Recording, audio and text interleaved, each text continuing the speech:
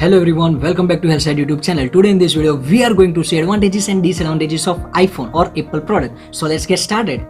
Let's see advantages. First, design. iPhone has the most eye-catching design. The weight to performance ratio of the iPhone is great.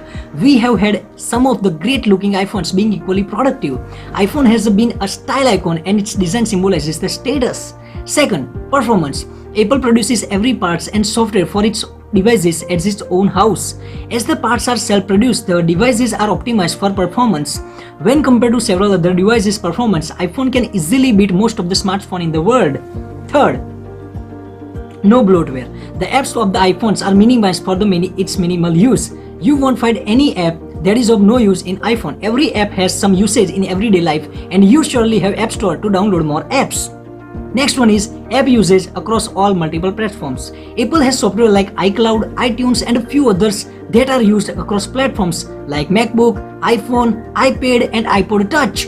You can use those apps to create a backup and restore data across the platform. Next one is camera.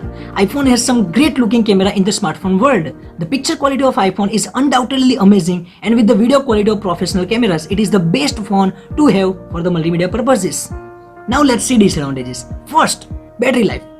Apple has some terrible battery life. Even if Apple promises improvement in battery life, it is compared to previous models.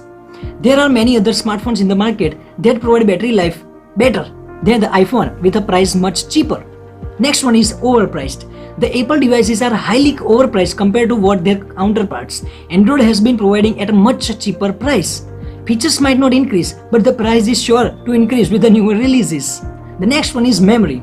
Memory has been the bottleneck for the iPhones. With the memory not so competitive, it is not enough to beat the counterpart Android devices.